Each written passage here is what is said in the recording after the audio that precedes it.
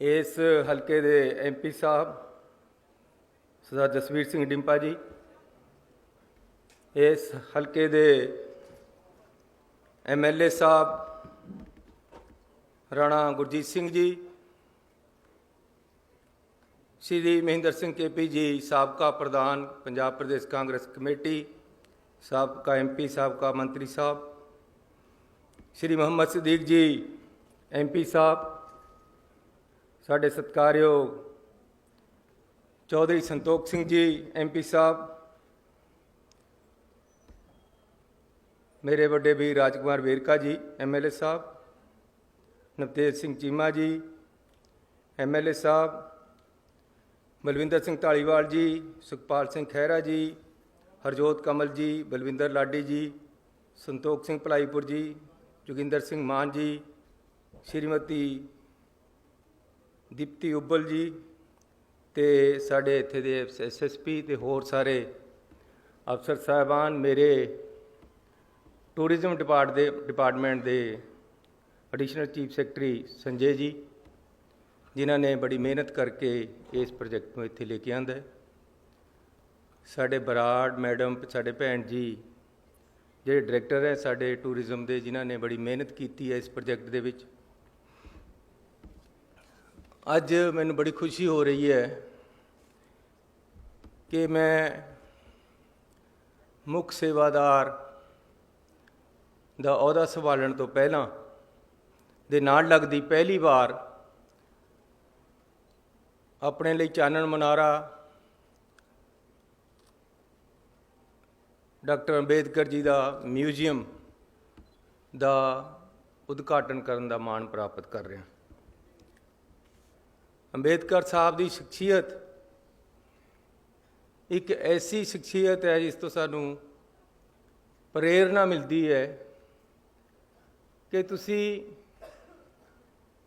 किसी भी गरीब लताड़े होए कजिही जी हालत विच भी पैदा हो, तुसी शिखर ते पहुंच सकते हो।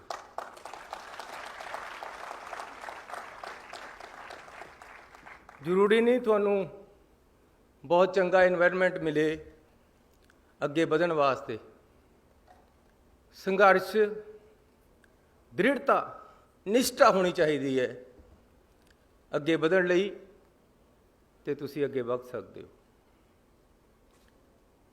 बिल्कुल गरीब परिवार च पैदा होके उन्होंने शिखर की पढ़ाई की, और सब तो बड़ी गल यह है कि अखीर तक पढ़ते रहे अपने जीवन के विच। अपने आप को स्ट्रेंथन करना लगातार जारी रखना चाहिए है। नौजवान वीर मेरे भैणां इत्थे बैठियां, बच्चे बैठे है, इन्हां करके मैं एक दो गल्लां करनियां चाहुंदा। जद असीं अंबेडकर साहब वाल नूं देखते हैं तो सानूं ये सोच मिलती है जिहड़ा उन्होंने कहा कि पढ़ो, जोड़ो तो संघर्ष करो। जिंदगी दे विच अगे बढ़न वास्ते लगातार अपने आप को स्ट्रेंथन करते रहना जरूरी है, जिस तरह उन्होंने किया है। उन्होंने हालात जिस तरीके दे सीगे उदों तो मतलब ये सी कि तुहानूं पानी नहीं थी खूह तो भरन देंदे, दूर ही बैठना पैंदा सी। जे कोई बड़ा बंदा आ रहा है तो तुहानूं पासे होना पैंदा सी, नहीं तो फिर कोड़े खाने पैंदे सी। ऊच नीचता का इन्ना प्रभाव सी। अज तो उन्हां दी देन है, आ डेमोक्रेसी की देन है, जवाहर लाल नेहरू वर्गी चंगी सोच वर्गे बंदियां दी देन है उन्हां दे नाल, कि अज असी किस तरीके दे नाल इकट्ठे बैठे एक गुलदस्ता बनी बैठे हैं। असी उदों नहीं सी, लेकिन उन्हां हालातां विच भी अगे बढ़े। हालात कहे जे भी होण, तुहानूं एक टीचा बना के अगे बढ़ना पएगा, तुसीं बढ़ोगे।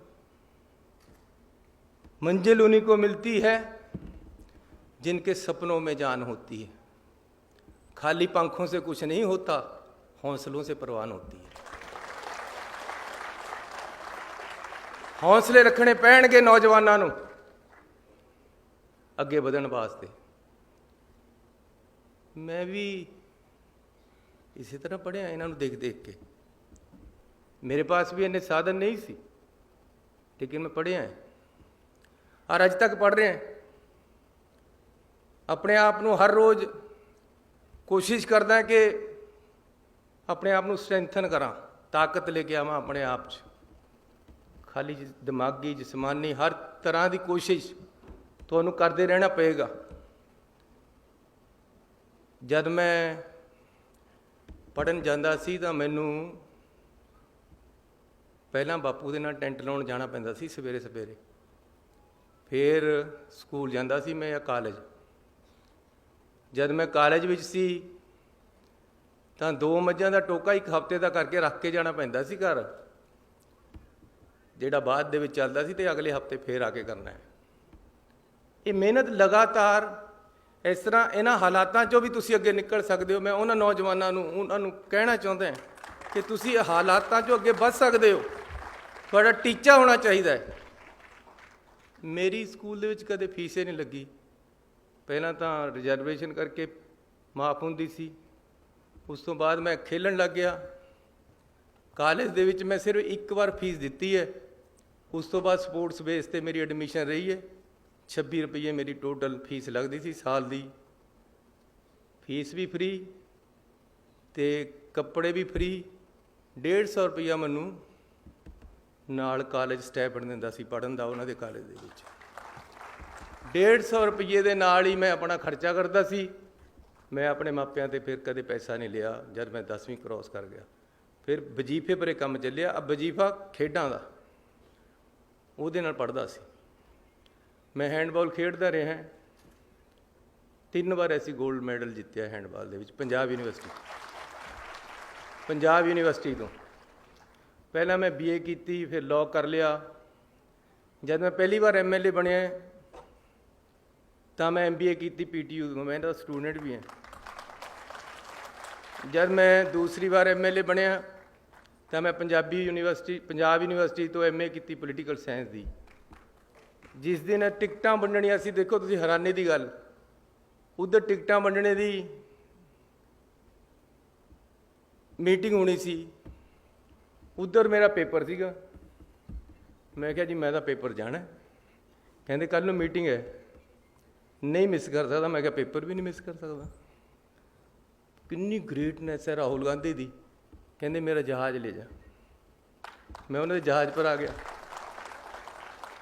ਮੇਰਾ ਵੀ ਨਿਸ਼ਚਾ ਸੀ, ਉਹਦੀ ਵੀ ਦਿਆਲਤਾ ਸੀ ਕਿ ਮੈਨੂੰ ਜਹਾਜ਼ ਦੇਤਾ ਆਪਣਾ।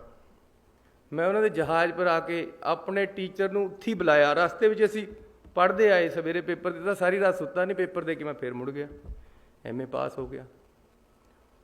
ਹੁਣ ਮੈਂ PhD ਕਰ ਰਿਹਾ ਅਤੇ ਉਹ ਵੀ ਪੰਜਾਬ ਯੂਨੀਵਰਸਿਟੀ ਤੋਂ ਇੰਡੀਅਨ ਨੈਸ਼ਨਲ ਕਾਂਗਰਸ 'ਤੇ ਕਰ ਰਿਹਾ। ਰਾਤ ਮੈਂ 2 ਵਜੇ ਵਿਹਲਾ ਹੋਇਆ, 2 ਤੋਂ 3 ਆਪਣੇ ਟੀਚਰ ਦੇ ਨਾਲ ਬੈਠਿਆ, ਕਿਉਂਕਿ ਮੈਂ ਕਿਸੇ ਤਰ੍ਹਾਂ ਵੀ ਦਸੰਬਰ ਦੇ ਵਿੱਚ ਆਪਣਾ ਥੀਸਿਸ ਸਬਮਿਟ ਕਰਨਾ ਹੈ। ਸੋ ਜਦ ਤੁਸੀਂ ਨਿਸ਼ਚਾ ਕਰੋਗੇ ਤਾਂ ਜ਼ਰੂਰ ਤਰੱਕੀ ਮਿਲੇਗੀ। मंजिल मिल ही जाएगी एक दिन, भटकते भटकते ही सही। गुमराह तो वो हैं जो घर से निकले ही नहीं।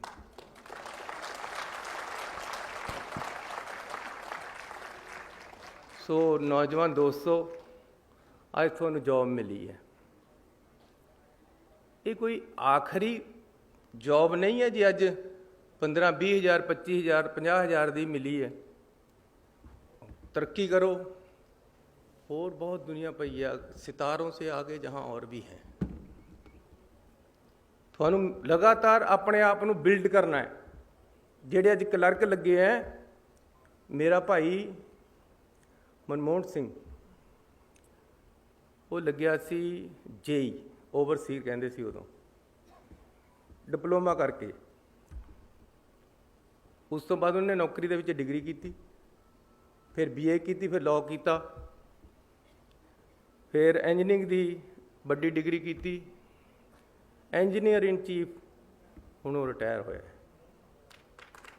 मतलब सब तो छोटी पौड़ी तो उतर के सब तो लास्ट पौड़ी ते गया। ਉਹਦਾ ਕਾਰਨ ਕਿਆ ਹੈ ਕਿ ਲਗਾਤਾਰ ਆਪਣੇ ਆਪ ਨੂੰ ਸਟਰੈਂਥਨ ਕਰਦਾ ਰਿਹਾ। ਇਸ ਲਈ ਮੈਂ ਪੰਜਾਬ ਦੇ ਨੌਜਵਾਨ ਨੂੰ ਬੇਨਤੀ ਕਰਨਾ ਚਾਹੁੰਦਾ ਕਿ ਉਹਦੇ ਵੱਲ ਦੇਖੋ। ਆ ਮੇਰੀ ਫੋਟੋ ਲੱਗੀ ਵੀ ਇਸ ਉਹਦੇ ਸਾਹਮਣੇ ਬਾਬਾ ਅੰਬੇਦਕਰ ਜੀ ਦੇ। ਮੈਂ ਕਿਹਾ ਯਾਰ ਜਿਹਨੇ ਆਹ ਬਣਾਇਆ, ਮੈਂ ਨਹੀਂ ਬਣਾਇਆ ਇਹ ਡਿਜ਼ਾਈਨ, ਮੈਨੂੰ ਬੜਾ ਚੰਗਾ ਲੱਗਿਆ ਕਿ ਮੈਂ ਉਹਦੇ ਵੱਲ ਨੂੰ ਦੇਖ ਰਿਹਾ ਤੇ ਉਹ ਮੇਰੇ ਵੱਲ ਨੂੰ ਦੇਖ ਰਿਹਾ। ਉਹਦੀ ਜ਼ਿੰਦਗੀ ਨੂੰ ਪੜ੍ਹੋ, ਉਸ ਤੋਂ ਸਿੱਖਿਆ ਲਓ, ਜ਼ਿੰਦਗੀ ਦੇ ਵਿੱਚ ਸੰਘਰਸ਼ ਕਰੋ ਤੇ ਫਿਰ ਅੱਗੇ ਵਧੋ। ਪੰਜਾਬ ਸਰਕਾਰ ਤੁਹਾਡੇ ਨਾਲ। ਜੋ ਪੰਜਾਬ ਸਰਕਾਰ ਤੋਂ ਕਰਾਉਣਾ ਚਾਹੁੰਦੇ ਹੈ ਮੈਨੂੰ ਦੱਸੋ, ਮੈਂ ਤੁਹਾਡੇ ਵਾਸਤੇ ਹਾਜ਼ਰ ਹਾਂ ਵਿੱਚ ਬੈਠਾ।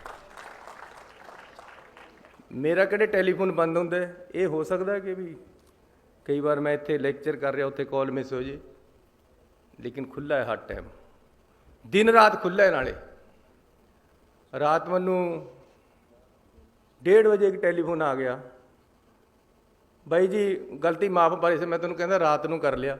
ਮੈਂ ਨਹੀਂ ਮੇਰੇ ਵਾਸਤੇ ਤਾਂ ਸਵੇਰੇ ਹੀ ਕਰ ਲੈ। 1:30 ਵਜੇ ਮੈਂ ਕਈਆਂ ਨੂੰ ਕਹਿੰਦਾ ਯਾਰ ਦਿਨ 'ਚ ਕਰ ਲਿਆ ਕਰ, ਪਰ ਕਈਆਂ ਦੀ ਆਦਤ ਹੈ ਕਿ ਰਾਤ ਨੂੰ ਨਹੀਂ ਕਰਨਾ। ਇੱਕ ਬਾਹਰ ਤੋਂ ਆ ਗਿਆ ਰਾਤ ਟੈਲੀਫੋਨ। ਇਸ ਤਰ੍ਹਾਂ ਕਿ ਮੈਨੂੰ ਆਦਤ ਹੈ ਕਿ ਮੈਂ ਬੈਲ ਬੰਦ ਕਰਕੇ ਨਹੀਂ ਸੌ ਸਕਦਾ ਟੈਲੀਫੋਨ ਦੀ, ਕਿਉਂਕਿ ਕਿਸੇ ਨੂੰ ਜ਼ਰੂਰਤ ਹੋ ਸਕਦੀ ਹੈ ਰਾਤ ਨੂੰ। ਉਹਨੇ ਮੈਨੂੰ ਨਾ ਮੈਂ ਚੱਕਿਆ ਤਾਂ ਪਤਾ ਨਹੀਂ ਕਹੀ ਜੀ ਐਮਰਜੈਂਸੀ ਹੋਵੇ ਉਹਨੂੰ। ਲੇਕਿਨ ਫਿਰ 1:30 ਵਜੇ ਵਾਲਾ ਜਿਹੜਾ ਜਗਾ ਦਿੰਦਾ, ਫਿਰ 2 ਵਜੇ ਵਾਲਾ ਜਗਾ ਦਿੰਦਾ, ਫਿਰ ਨੀਂਦ ਨਹੀਂ ਹੁੰਦੀ ਪੂਰੀ। ਪਰ ਇਹ ਹੈ ਕਿ ਮੈਂ ਆਪਣੀ ਆਦਤ 'ਤੇ ਮਜਬੂਰ ਹੈ ਕਿ ਮੈਂ ਟੈਲੀਫੋਨ ਬੰਦ ਕਰਕੇ ਨਹੀਂ ਸੌ ਸਕਦਾ, ਕਿਉਂਕਿ ਪਤਾ ਨਹੀਂ ਕਿਹਦਾ ਆ ਜਾਣਾ ਜ਼ਰੂਰਤ ਵਾਲੇ ਨੂੰ।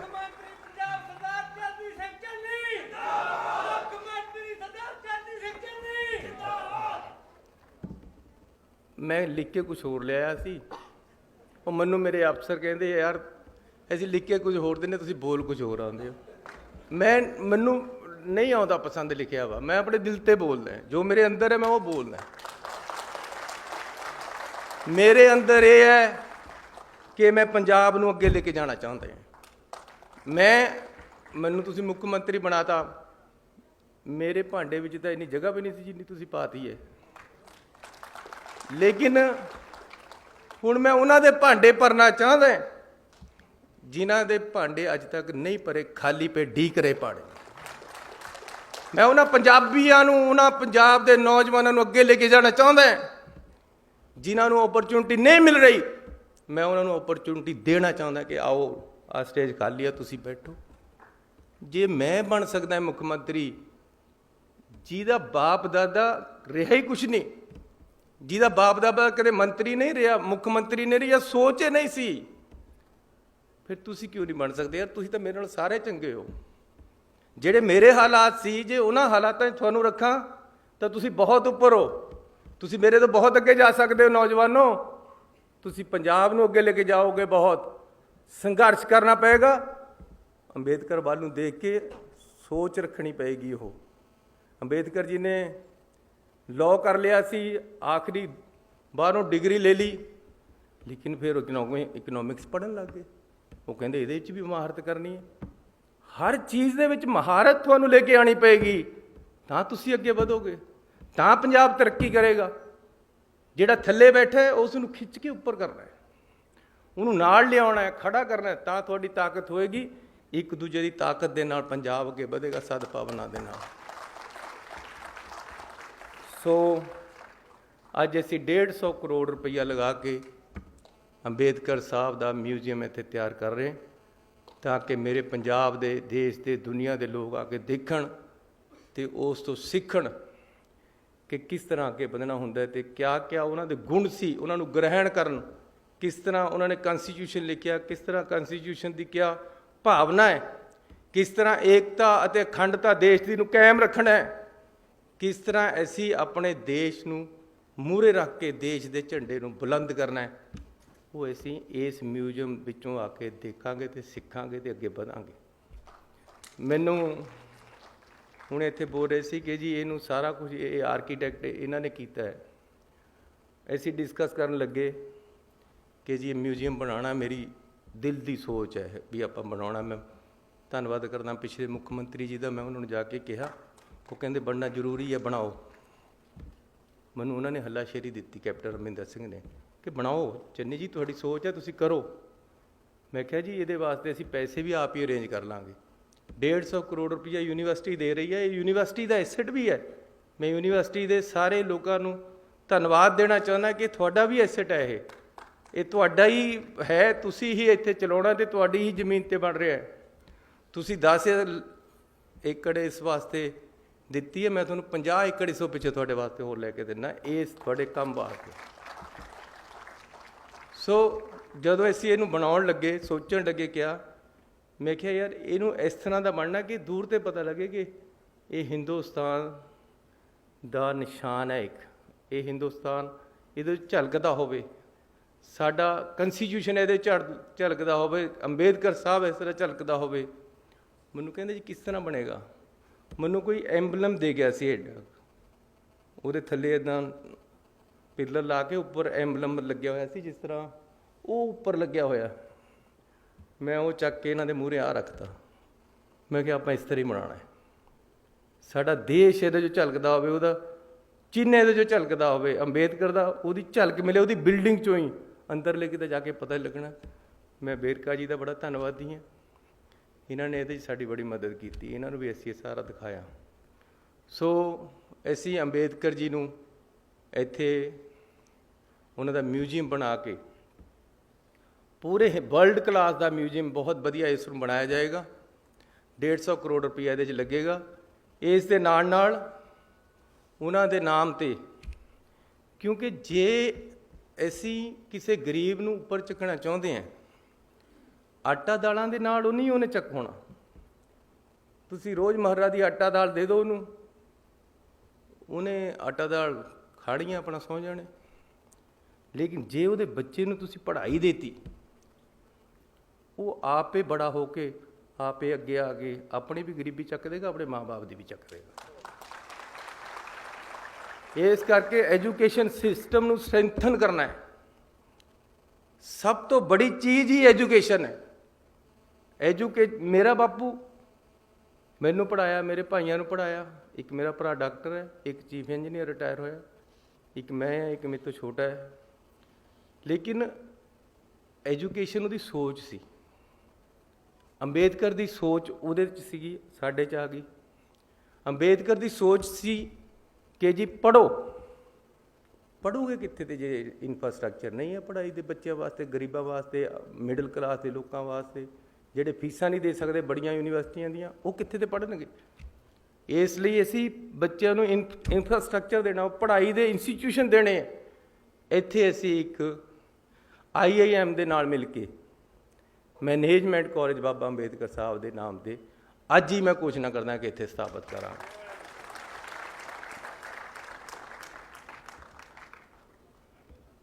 ਉਹਦਾ ਨਾਮ doctor Bhim Rao Ambedkar institute of management ਹੋਏਗਾ। IIM ਦੇ ਲੈਵਲ ਦਾ, ਅੰਮ੍ਰਿਤਸਰ ਦੀ IIM ਦੇ ਨਾਲ ਮਿਲ ਕੇ ਇਹ ਇੰਸਟੀਚਿਊਟ ਬਣੇਗਾ। ਇੱਕ ਸਕੂਲ ਆਫ ਅੰਬੇਦਕਰ ਥਾਟਸ ਦਾ ਬਣੇਗਾ ਇੱਥੇ, ਤਾਂ ਕਿ ਉਹਨਾਂ ਦੀ ਜਿਹੜੀ ਸੋਚ ਹੈ ਉਸ ਨੂੰ ਅੱਗੇ ਵਧਾਇਆ ਜਾ ਸਕੇ। Bharat Ratna doctor Baba Sahib Ambedkar centre for research in equality and development, ਇੱਕ ਇਹ ਇੱਥੇ ਬਣਾਵਾਂਗੇ।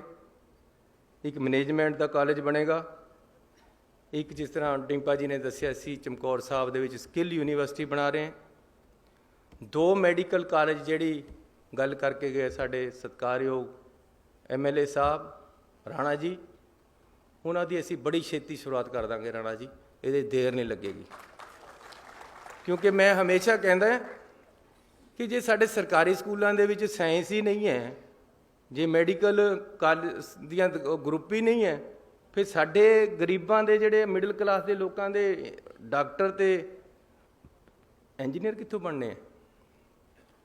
ਅਸੀਂ ਪੰਜਾਬ ਦੇ ਸਕੂਲਾਂ ਦੇ ਵਿੱਚ ਸਾਇੰਸ ਬਲਾਕ ਤੇ ਮੈਡੀਕਲ ਐਜੂਕੇਸ਼ਨ ਦਾ ਬਲਾਕ ਬਣਾਵਾਂਗੇ ਸਾਰਿਆਂ 'ਚ, ਤਾਂ ਕਿ ਡਾਕਟਰ ਇੰਜੀਨੀਅਰ ਚੰਗੇ ਪੈਦਾ ਹੋਣ।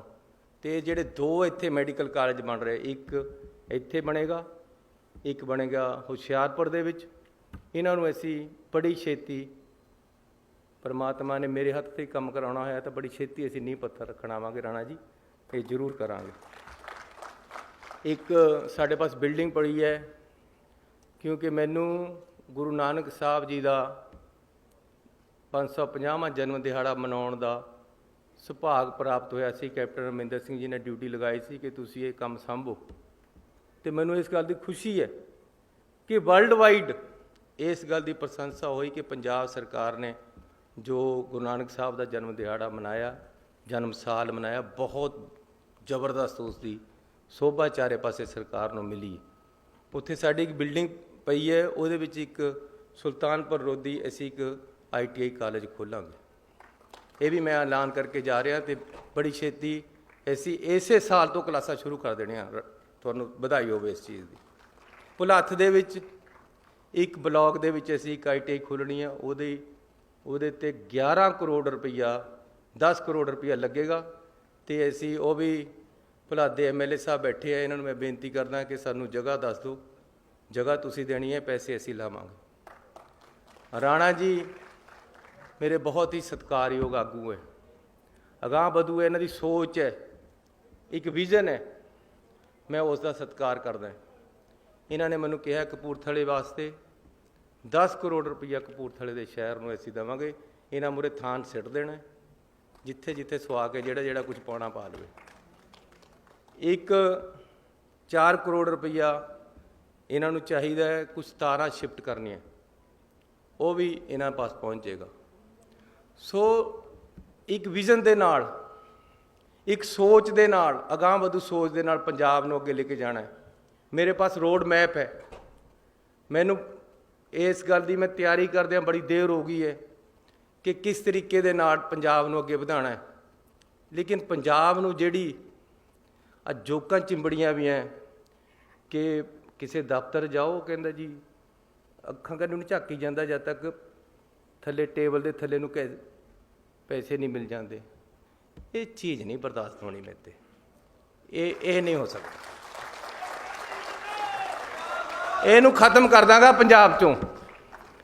ਮੈਨੂੰ ਜਿੰਨਾ ਕੁ ਟਾਈਮ ਮਿਲਿਆ ਤੁਸੀਂ ਇਹਦੇ 'ਚ ਦੇਖ ਲਿਓ ਕਿ ਬਿਲਕੁਲ ਸਿੱਧਾ ਹੋ ਜਾਏਗਾ ਕੰਮ, ਪਿਆਰ ਨਾਲ ਹੀ ਕਰਾਵਾਂਗਾ। ਮੈਂ ਮਿਊਨਿਸਪਲ ਕਮੇਟੀ ਦਾ ਪ੍ਰਧਾਨ ਸੀ, ਉਸ ਤੋਂ ਬਾਅਦ ਮੈਂ MLA ਵੀ ਰਹਿ ਲਿਆ, ਮੰਤਰੀ ਵੀ ਰਹਿ ਲਿਆ, ਹੁਣ ਤੁਸੀਂ ਮੁੱਖ ਮੰਤਰੀ ਬਣਾਤਾ ਹੈ। ਲੇਕਿਨ ਉਹ ਮੈਨੂੰ ਸਭ ਤੋਂ ਅੱਛਾ ਪੀਰੀਅਡ ਲੱਗਦਾ ਸੀ ਕਿ ਨੇੜੇ ਹੋ ਕੇ ਲੋਕਾਂ ਦੀ ਸੇਵਾ ਕਰਨੀ ਦੇ। ਅਤੇ ਕਮੇਟੀਆਂ ਦੇ ਵਿੱਚ 22% ਕਮਿਸ਼ਨ। ਮੈਂ ਕਿਹਾ ਇਹ ਗੱਲ ਬਰਦਾਸ਼ਤ ਨਹੀਂ ਹੋਣੀ ਆ। ਮੈਂ ਬੜਾ ਜ਼ੋਰ ਲਾਇਆ ਕਿ ਕੰਮ ਖਤਮ ਹੋਵੇ, ਲੇਕਿਨ ਇਹ ਨੈਕਸਸ ਇੰਨਾ ਤਕੜਾ ਬਣਿਆ ਹੋਇਆ ਕਿ ਤੋੜਨਾ ਬੜਾ ਔਖਾ। ਇੱਕ ਪ੍ਰਧਾਨ ਵੱਡੇ ਬੱਸ 'ਚ ਨਹੀਂ ਸੀ। ਮੈਂ ਉਦੋਂ ਸੋਚਿਆ ਸੀ, ਮੈਂ ਬਹੁਤ ਘੱਟ ਕਰਤਾ ਸੀ, ਉਹ ਗੱਲ ਨਹੀਂ ਲੰਬੀ ਸੁਣਾਵਾਂਗਾ, ਕਿ ਮੈਂ ਉਹਨਾਂ ਨੂੰ ਕਹਿਤਾ ਸੀ ਕਿ ਨਹੀਂ ਇਸ ਤਰ੍ਹਾਂ ਨਹੀਂ ਚੱਲਣਾ। ਇੱਕ ਐਸੀ ਉਹ ਕੂੜਾ ਸੁੱਟਣ ਵਾਲੇ ਡੰਪ ਨਹੀਂ ਪਏ ਹੁੰਦੇ, ਹੁਣ ਇਹ ਅਖਬਾਰਾਂ ਵਾਸਤੇ ਨਹੀਂ ਹੈ ਗੱਲਾਂ, ਇਹ ਤੁਹਾਡੇ ਨਾਲ ਇਸੇ ਹਾਲ ਦੇ ਵਿੱਚ ਕਰ ਰਿਹਾ। ਉਹ ਡੰਪ ਖਰੀਦਣੇ ਸੀ। ਉਹ ਮੈਂ ਕਿਹਾ ਯਾਰ ਇਹ ਤਾਂ ਬੜੇ ਮਹਿੰਗੇ ਲਗਾ ਰਹੇ ਹੋ। ਮੈਂ ਕਿਹਾ ਠੇਕੇਦਾਰ ਦਾ ਟੈਲੀਫੋਨ ਬਣਾਓ। ਮੈਂ ਠੇਕੇਦਾਰ ਨੂੰ ਕਿਹਾ, ਮੈਂ ਕਿਹਾ ਯਾਰ ਇੰਨੇ ਦੇ ਨਹੀਂ ਪੈਸੇ, ਸਾਨੂੰ ਤਾਂ ਇੰਨੇ ਦੇ ਮਿਲਦੇ ਆ। ਕਹਿੰਦਾ ਜੀ ਦੇ ਤਾਂ ਇੰਨੇ ਦੇ ਦਊਂਗਾ, ਜਿਹਨੇ ਤੁਹਾਨੂੰ ਮਿਲਾ ਕੇ ਦਿੱਤਾ, ਜਿਹੜੇ ਤੁਹਾਡੇ ਨਾਲ EO ਬੈਠਾ ਹੈ, ਇਹਨੂੰ ਕਹਿ ਦਿਓ। ਮੈਂ ਸਪੀਕਰ ਲਗਾਇਆ ਹੋਇਆ ਸੀ ਐਂ ਕਰਕੇ। ਉਹ ਕਹਿੰਦਾ ਮੈਂ ਜ਼ਹਿਰ ਖਾ ਲੈਣਗੇ ਮੇਰੇ ਬੱਚੇ, ਤੂੰ ਪ੍ਰਧਾਨ ਜੀ ਜੋ ਕਹਿੰਦੇ ਉਹੀ ਕਰਦਾ ਹੈ। ਇਹ ਸੋਚ ਹੋਈ ਵੀ ਹੈ ਕਿ ਜੇ ਉੱਪਰ ਦੇ ਪੈਸੇ ਨਹੀਂ ਲੈਂਦੇ ਤਾਂ ਜ਼ਹਿਰ ਖਾਣੇ ਵਾਲਾ ਕੰਮ ਹੋ ਗਿਆ। ਤਨਖਾਹ ਨੂੰ ਕੁਝ ਸਮਝਦੇ ਨਹੀਂ ਕਈ ਲੋਕ। ਬਹੁਤ ਲੋਕ ਇਮਾਨਦਾਰ ਹੈ ਪੰਜਾਬ ਦੇ ਵਿੱਚ, ਬਹੁਤ ਜਨਤਾ ਇਮਾਨਦਾਰ ਹੈ, ਬਹੁਤ ਅਫਸਰ ਇਮਾਨਦਾਰ ਹੈ। ਕਿਸੇ ਇੱਕ ਫੀਲਡ ਦੇ ਵਿੱਚ ਜੇ ਤੁਸੀਂ ਕਹੋ ਸਾਰੇ ਮਾੜੇ ਇਹ ਨਹੀਂ ਹੋ ਸਕਦੇ, ਜੇ ਤੁਸੀਂ ਕਹੋ ਸਾਰੇ ਚੰਗੇ ਇਹ ਨਹੀਂ ਹੋ ਸਕਦੇ। ਹਰ ਫੀਲਡ ਦੇ ਵਿੱਚ, ਹਰ ਜਾਤੀ ਦੇ ਵਿੱਚ, ਹਰ ਧਰਮ ਦੇ ਵਿੱਚ ਚੰਗੇ ਵੀ ਲੋਕ ਬਹੁਤ ਜ਼ਿਆਦਾ ਹੈ, ਮਾੜੇ ਵੀ ਬਹੁਤ ਜ਼ਿਆਦਾ ਹੈ, ਕਈਆਂ 'ਚ ਬਹੁਤ ਘੱਟ ਹੈ। ਲੇਕਿਨ ਕਰਪਸ਼ਨ ਇਹ ਬਰਦਾਸ਼ਤ ਨਹੀਂ ਹੋਣੀ ਪੰਜਾਬ ਦੇ ਵਿੱਚ ਜਦ ਤੱਕ ਜਾਂ ਮੈਂ ਹਟ ਜਾਵਾਂਗਾ ਜਾਂ ਕਰਪਸ਼ਨ ਹਟ ਜਾਏਗੀ, ਦੋਨਾਂ 'ਚੋਂ ਇੱਕ ਚੀਜ਼ ਹਟੇਗੀ। ਇਹਦੇ ਵਾਸਤੇ ਨੌਜਵਾਨਾਂ ਨੂੰ ਮੇਰਾ ਸਾਥ ਦੇਣਾ ਪੈਣਾ ਹੈ। ਨੌਜਵਾਨ ਅੱਗੇ ਆਵੇ। ਜਿਹੜਾ ਬੰਦਾ ਪੈਸੇ ਮੰਗਦਾ ਹੈ ਨਾ, ਉਹਨੂੰ ਫੜ ਕੇ ਖੜ ਜਾਓ ਉਸੇ ਟਾਈਮ। ਮੈਨੂੰ ਟੈਲੀਫੋਨ ਕਰੋ, ਮੇਰਾ ਟੈਲੀਫੋਨ ਖੁੱਲ੍ਹਾ, ਮੈਨੂੰ ਉੱਥੇ ਵੀ ਆਉਣਾ ਪੈ ਗਿਆ ਤਾਂ ਆ ਜਾਵਾਂਗਾ। ਹੁਣ ਕਿਆ ਕਰਿਆ ਹੋਇਆ ਕਿ ਜੀ ਮੈਂ ਕਈ ਬੰਦਿਆਂ ਨੂੰ ਫੜਾਉਣ ਦੀ ਕੋਸ਼ਿਸ਼ ਕਰੀ। मैं कहा यार इन्हूं फड़ाओ, बंदे ने तंग करिया वा। विजिलेंस वाले कहंदे जी पहला साडे पास ऑडियो प्रूफ चाहिए जी कोई, फिर इन्हूं फड़ांगे। हुण ऑडियो प्रूफ अगला दिंदा तुहानूं? कहंदे जी उदों मोबाइल पर कॉल करो पैसे मंगे, फिर साडे पास सबूत आऊगा, फिर असीं खोलांगे। ये सब मिले हुए सी ये लोग, ये हैगे है। इन्हां नूं खत्म करना इस चीज़ चों। तुसीं पंजाब दे लोग खत्म करनगे, मैं नहीं इकल्ला कर सकदा। पंजाब दे लोकां नूं उठना पएगा। ये ਜਿਹੜੇ ਸਾਨੂੰ ਜੋਕਾਂ ਚਿੰਬੜੀਆਂ ਇਹਨਾਂ ਨੂੰ ਖਤਮ ਕਰਨਾ ਹੈ, ਉਹਦੇ ਵਾਸਤੇ ਪੰਜਾਬ ਦਾ ਨੌਜਵਾਨ ਅੱਗੇ ਆਵੇ ਤਾਂ ਇਹ ਖਤਮ ਹੋਏਗੀ। ਨੌਜਵਾਨੀ ਦੇ ਵਿੱਚ ਕ੍ਰਾਂਤੀ ਹੁੰਦੀ ਹੈ। ਉਹ ਭਗਤ ਸਿੰਘ ਦੀ ਫੋਟੋ ਨੂੰ ਦੇਖਦਾ ਹੈ। ਮੈਂ ਹੁਣ ਭਗਤ ਸਿੰਘ ਜੀ ਦੇ ਜਾ ਕੇ ਪੈਰੀ ਹੱਥ ਲਗਾ ਕੇ ਆਇਆ, ਮੱਥਾ ਟੇਕ ਕੇ ਆਇਆ ਝੁਕ ਕੇ। ਜਿਹੜੇ ਮੁੰਡੇ ਦੇ ਕਮਰੇ ਦੇ ਵਿੱਚ ਜਾਂ ਗੱਡੀ ਦੇ ਉੱਪਰ ਜਾਂ ਮੋਬਾਈਲ ਦੇ ਉਰੇ ਭਗਤ ਸਿੰਘ ਦੀ ਫੋਟੋ ਲੱਗੀ ਵੀ, ਸਮਝ ਲਓ ਇਹ ਬੰਦਾ ਕੰਮ ਦਾ ਹੈ, ਉਹਦੀ ਸੋਚ ਸਹੀ ਹੈ। ਭਗਤ ਸਿੰਘ ਨੂੰ ਦੇਖਣਾ ਪਏਗਾ, ਨੌਜਵਾਨਾਂ ਨੂੰ ਉਹਦੀ ਸੋਚ ਨੂੰ ਦੇਖਣਾ ਪਏਗਾ। ਕ੍ਰਾਂਤੀ ਲਿਆਉਣੀ ਪਏਗੀ ਦੇਸ਼ ਦੇ ਵਿੱਚ ਔਰ ਸੂਬੇ ਦੇ ਵਿੱਚ। ਅਤੇ ਇਸ ਤਰ੍ਹਾਂ ਦੇ ਜਿਹੜੀ ਕਰਪਸ਼ਨ ਹੈ, ਗਲਤ ਕੰਮ ਹੈ। ਪੁੱਠੇ ਤਰੀਕੇ ਨਾਲ ਹਰ ਕੰਮ ਕਰਾਉਣਾ ਚਾਹੁੰਦਾ ਹਰ ਕੋਈ, ਸਿੱਧੇ ਤਰੀਕੇ ਨਾਲ ਕਰਾਉਣਾ ਨਹੀਂ ਚਾਹੁੰਦਾ। ਲਾਈਨ 'ਚ ਕੋਈ ਲੱਗਣਾ ਨਹੀਂ ਚਾਹੁੰਦਾ। ਉਹ ਕਹਿੰਦਾ ਜੀ ਮੈਨੂੰ ਇੱਧਰ ਨੂੰ ਕੱਢ ਕੇ ਸਭ ਤੋਂ ਮੂਹਰੇ ਖੜਾ ਕਰ ਦਿਓ, ਬਸ ਇਹ ਸੋਚ। ਫਿਰ ਮੈਂ VIP ਹੈ, ਕਿਆ ਕਰਨਾ VIP ਯਾਰ। ਮੇਰੇ ਆਲੇ ਦੁਆਲੇ ਮੈਂ ਜਿੱਦਣ ਮੁੱਖ ਮੰਤਰੀ ਬਣਿਆ, ਮੈਂ ਕਿਹਾ ਯਾਰ ਕਿੱਥੇ ਫਸ ਗਿਆ ਮੈਂ। ਇੰਨੀ ਜਨਤਾ ਪਿੱਛੇ, ਇੰਨੀ ਜਨਤਾ ਅੱਗੇ, ਇੰਨੀਆਂ ਗੱਡੀਆਂ ਅੱਗੇ ਪਿੱਛੇ। ਮੈਂ ਕਿਹਾ ਇਹਨਾਂ ਨੂੰ ਹਟਾਓ ਯਾਰ ਮੇਰੇ ਆਲੇ ਦੁਆਲੇ, ਤੇ ਮੈਂ ਆਜ਼ਾਦ ਬੰਦਾ। ਮੈਨੂੰ ਕਿਹਨੇ ਮਾਰਨਾ? ਕਿਆ ਦੱਸੋ ਮੈਨੂੰ, ਮਾਰ ਕੇ ਕਿਸ ਨੂੰ ਕਿਆ ਮਿਲਣਾ? ਲੇਕਿਨ ਤੁਸੀਂ ਪਤਾ ਤੁਹਾਨੂੰ ਕਿੰਨੀ ਸਿਕਿਉਰਿਟੀ ਹੈ ਮੇਰੀ? 1000 ਬੰਦਾ ਮੇਰੀ ਸਿਕਿਉਰਿਟੀ ਪਰ ਹੈ। 200 ਗੱਡੀਆਂ ਮੈਨੂੰ ਦੇਤੀਆਂ।